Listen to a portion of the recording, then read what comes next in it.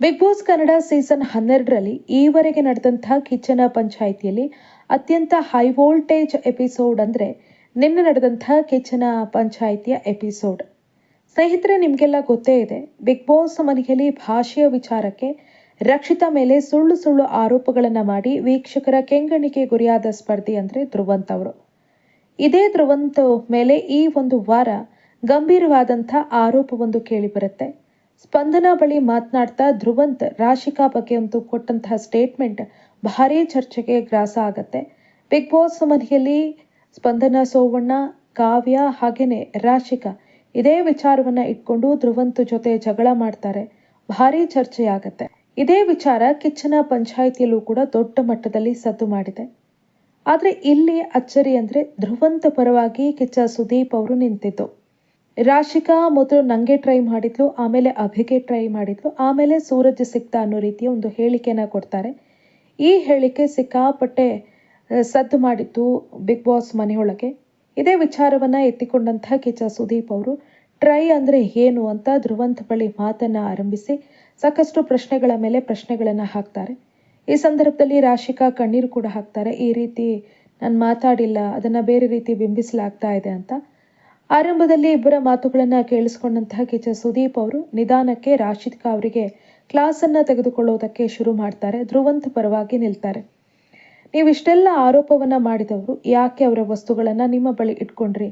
ಒಂದು ವೇಳೆ ಆ ವ್ಯಕ್ತಿ ನಿಮ್ಗೆ ಆಗಲ್ಲ ಅಂತಿದ್ರೆ ಆತನ ವಸ್ತುಗಳು ನಿಮ್ಗೆ ಯಾಕೆ ಅನ್ನೋ ರೀತಿಯಲ್ಲಿ ಮಾತಾಡ್ತಾರೆ. ಆ ಮೂಲಕ ಧ್ರುವಂತ್ ಮೇಲೆ ರಾಶಿಕಾ ಒಂದಷ್ಟು ಮಾಡಿದಂತಹ ಆರೋಪಗಳು ಸುಳ್ಳು ಅನ್ನೋ ರೀತಿಯಲ್ಲಿ ಸಾಬೀತುಪಡಿಸುವಂತಹ ಪ್ರಯತ್ನವನ್ನ ಕಿಚ್ಚ ಸುದೀಪ್ ಅವರು ಮಾಡ್ತಾರೆ.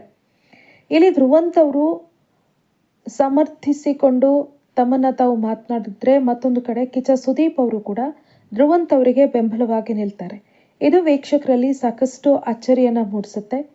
ಈ ಒಂದು ಟಾಪಿಕ್ ಅಲ್ಲಿ ಧ್ರುವಂತ್ ಅವರ ಪರವಾಗಿ ನಿಂತ್ರೆ ಅಲ್ಲೇ ಇನ್ನೊಂದು ವಿಚಾರ ಭಾರಿ ಮಟ್ಟದಲ್ಲಿ ಚರ್ಚೆಗೆ ಕಾರಣ ಆಗತ್ತೆ. ಅದು ರಿಷಾ, ರಾಶಿಕಾ ಹಾಗೆ ಸೂರಜ್, ಧನುಷ್ ಅವರು ಮಾತನಾಡಿಕೊಂಡಂತ ಆ ಒಂದು ವಿಚಾರ. ರಾಶಿಕಾ ಅವರು ರಿಷಾ ಅವರ ಬಳಿ ಕೇಳ್ತಾರೆ, ಸ್ವಿಮ್ಮಿಂಗ್ ಪೂಲ್ ಬಳಿ ಕೂತಿದ್ದಂತಹ ಸಂದರ್ಭದಲ್ಲಿ ನೀನ್ ಯಾಕೆ ಬಿಗ್ ಬಾಸ್ ಮನೆಯಲ್ಲಿ ಒಂದು ಲವ್ ಟ್ರ್ಯಾಕ್ ಅನ್ನ ಶುರು ಮಾಡಬಾರ್ದು ಅಂತ. ಯಾರು ಆಗ್ಬೋದು ಅಂದಾಗ ಧ್ರುವ ಹೆಸರು ಅಲ್ಲಿ ಬರುತ್ತೆ. ಆ ಸಂದರ್ಭದಲ್ಲಿ ವಾಂತಿ ಬಂದಂತೆ ಎಕ್ಸ್ಪ್ರೆಷನ್ ಅನ್ನ ಮಾಡ್ತಾರೆ, ಆಕ್ಷನ್ ಅನ್ನ ಮಾಡಿ ತೋರಿಸ್ತಾರೆ ರಿಷಾ. ಅಂದ್ರೆ ಧ್ರುವಂತನ್ನ ನೆನಪಿಸ್ಕೊಂಡ್ರೆ ನಂಗೆ ವಾಂತಿ ಬರುತ್ತೆ ಅನ್ನೋ ರೀತಿ ಆಕ್ಷನ್ ಮಾಡ್ತಾರೆ. ಈ ವಿಚಾರವನ್ನ ಇಟ್ಕೊಂಡು ರಿಷಾ ಹಾಗೆ ರಾಶಿಕಾ ಬಳಿ ಜೊತೆಗೆ ಧನುಷ್ ಹಾಗೆ ಸೂರಜ್ ಅವರನ್ನ ಕೂಡ ಕಿಚ್ಚ ಸುದೀಪ್ ಅವರು ಪ್ರಶ್ನೆ ಮಾಡ್ತಾರೆ.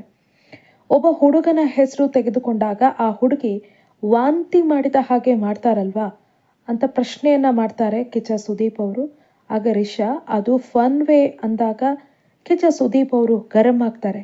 ಫನ್ ಫನ್ ಅವರು ಯಾವುದೇ ಅಪ್ಪ ಅಮ್ಮನಿಗೆ ಹುಟ್ಟಿದವರು, ಅವರಿಗೆ ಬೇಜಾರಾಗಲ್ವಾ ಅನ್ನೋ ರೀತಿಯಲ್ಲಿ ಪ್ರಶ್ನೆಯನ್ನ ಮಾಡ್ತಾರೆ. ನೀವು ಈ ರೀತಿ ಅವರ ಬಗ್ಗೆ ಒಪಿನಿಯನ್ ಅನ್ನ ಹೊರಹಾಕಿದಾಗ ಜನ ಏನ್ ಅಂದ್ಕೊಳ್ತಾರೆ, ಅವರ ಹೆತ್ತವರಿಗೆ ಯಾವ ರೀತಿ ಫೀಲ್ ಆಗ್ಬೋದು, ಯೋಚನೆ ಮಾಡಿದ್ದೀರಾ ಅಂತ ಖಾರವಾಗಿ ಕಿಚ್ಚ ಸುದೀಪ್ ಅವರು ಪ್ರಶ್ನೆಯನ್ನ ಮಾಡ್ತಾರೆ. ಈ ವೇದಿಕೆನ ಹಾಳು ಮಾಡಬೇಡಿ, ಗಂಡಸರೆಲ್ಲ ಡಬ್ಬ ನನ್ನ ಮಕ್ಕಳಲ್ಲ ಹೀಗಂತ ಗಂಡು ಮಕ್ಕಳ ಪರವಾಗಿ ಕಿಚ್ಚ ಸುದೀಪ್ ಅವರು ಮಾತನಾಡ್ತಾರೆ. ನೀವೆಲ್ಲ ಈ ರೀತಿ ಮಾಡೋದ್ರಿಂದಲೇ ಗಂಡು ಮಕ್ಕಳ ಬಗೆಗೆ ಇರುವಂತಹ ಒಂದಷ್ಟು ಒಪಿನಿಯನ್ಗಳು ಬದಲಾಗತ್ತೆ ಅನ್ನೋ ರೀತಿಯಲ್ಲಿ ಕಿಚ್ಚ ಸುದೀಪ್ ಅವರು ಗಂಡು ಮಕ್ಕಳ ಪರವಾಗಿ ಬ್ಯಾಟಿಂಗ್ ಮಾಡ್ತಾರೆ. ಇನ್ನೊಬ್ಬರ ವ್ಯಕ್ತಿತ್ವದ ಬಗ್ಗೆ ಮಾತನಾಡೋ ಮೊದಲು ನಮ್ಮ ವ್ಯಕ್ತಿತ್ವ ಹೇಗಿದೆ ಅನ್ನೋದನ್ನ ನೋಡಬೇಕು. ಮೊದಲು ನಮ್ಮ ವ್ಯಕ್ತಿತ್ವವನ್ನ ಸರಿ ಮಾಡಿಕೊಂಡು ಬೇರೆಯವರ ಬಗ್ಗೆ ಮಾತನಾಡಬೇಕು. ಬಿಗ್ ಬಾಸ್ ಕಿತ್ತೋಗಿರುವ ಲವ್ ಸ್ಟೋರಿ ಕಟ್ಟೋ ಮನೇನಾ ಅಂತ ಕಿಚ್ಚ ಸುದೀಪ್ ಅವರು ಪ್ರಶ್ನೆ ಮಾಡಿದ್ದಾರೆ. ಹಾಗೇನೆ ಧನುಷ್ ಹಾಗೂ ಸೂರಜ್ ಅವರಿಗೂ ಕೂಡ ಕಿಚ್ಚ ಸುದೀಪ್ ಅವರು ಕ್ಲಾಸ್ ಅನ್ನ ತೆಗೆದುಕೊಂಡಿದ್ದಾರೆ. ನೀವು ಮಾಡಿದ್ದು ಸರಿನಾ ಅನ್ನೋ ಪ್ರಶ್ನೆಯನ್ನ ಕೇಳಿದ್ದಾರೆ. ಒಬ್ರು ಇಲ್ಲದೆ ಇರುವಾಗ ಅವರ ಬಗ್ಗೆ ಮಾತಾಡಬಾರ್ದು, ತಾಕತ್ತಿದ್ರೆ ಅವರ ಮುಂದೆನೆ ಮಾತಾಡಬೇಕು ಅಂತ ಕಿಚ್ಚ ಸುದೀಪ್ ಅವರು ಹೇಳಿದ್ದಾರೆ. ಇಲ್ಲಿ ಮೂವರದ್ದು ಕೂಡ ತಪ್ಪಿದೆ ಅಂತ ಹೇಳಿದ್ದಾರೆ. ಆದ್ರೆ ವಿಚಾರ ಇದಲ್ಲ. ಕಿಚ್ಚ ಸುದೀಪ್ ಅವರು ಇಷ್ಟು ಸ್ಟ್ರಾಂಗ್ ಆಗಿ ಧ್ರುವಂತ್ ಪರವಾಗಿ ಯಾಕೆ ನಿಂತರು? ಧ್ರುವಂತ್ ಅವರು ಬಿಗ್ ಬಾಸ್ ಮನೆಯಲ್ಲಿ ಒಂದು ಸ್ಟೇಟ್ಮೆಂಟ್ ಕೊಡ್ತಾರೆ ಅಭಿ ಅವರ ಮುಂದೆ. ಕಿಚ್ಚ ಸುದೀಪ್ ಅವರು ರಕ್ಷಿತಾ ಬಗ್ಗೆ ಮಾತನಾಡೋದಕ್ಕೆ ನನಗೆ ಸ್ಪೇಸೇ ಕೊಟ್ಟಿಲ್ಲ, ಆಕೆ ಬಿಗ್ ಬಾಸ್ ಮನೆಯ ಊಸರವಳ್ಳಿ, ನನಗೆಲ್ಲವನ್ನ ಕೂಡ ಆಕೆಯ ಬಗ್ಗೆ ಹೇಳಬೇಕು ಅಂತ ಇದೆ, ಆದರೆ ನನಗೆ ಆ ಸ್ಪೇಸ್ ಸಿಕ್ಕಿಲ್ಲ ಅಂತ ಹೇಳ್ತಾರೆ.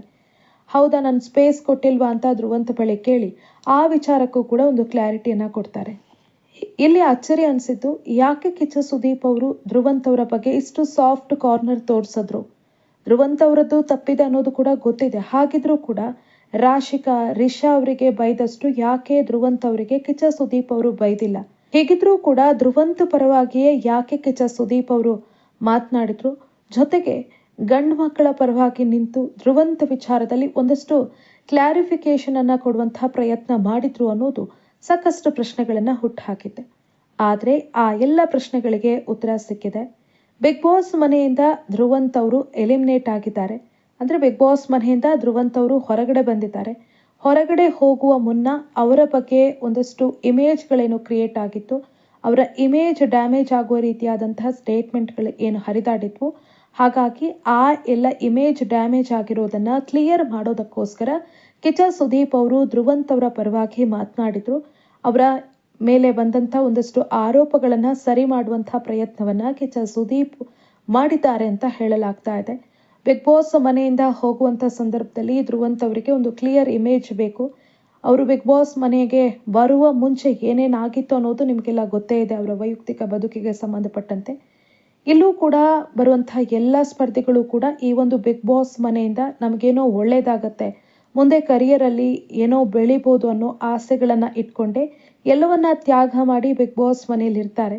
ಈಗ ಹೋಗುವಾಗ ಈ ರೀತಿಯಾದಂಥ ಇಮೇಜ್ಗಳನ್ನ ಇಟ್ಕೊಂಡು ಹೋದ್ರೆ ಮುಂದೆ ಅವರ ಕರಿಯರ್ಗೆ, ವೈಯಕ್ತಿಕ ಬದುಕಿಗೆ ಎಲ್ಲದಕ್ಕೂ ಕೂಡ ತೊಂದರೆ ಆಗತ್ತೆ ಅನ್ನೋ ಕಾರಣಕ್ಕೆ, ಹಾಗಾಗಿ ಆ ಎಲ್ಲ ವಿಚಾರಗಳಿಗೆ ಸಂಬಂಧಪಟ್ಟಂತೆ ಕ್ಲಾರಿಟಿ ಕೊಡೋದಕ್ಕೆ, ಜೊತೆಗೆ ಅವರ ಇಮೇಜ್ ಅನ್ನ ಕ್ಲಿಯರ್ ಮಾಡೋದಕ್ಕೋಸ್ಕರ ಕಿಚ್ಚ ಸುದೀಪ್ ಅವರು ಧ್ರುವ್ ಅವರ ಪರವಾಗಿ ಸ್ಟ್ಯಾಂಡ್ ತೆಗೆದುಕೊಂಡಿದ್ರು ಅನ್ನೋ ಮಾಹಿತಿ ಲಭ್ಯ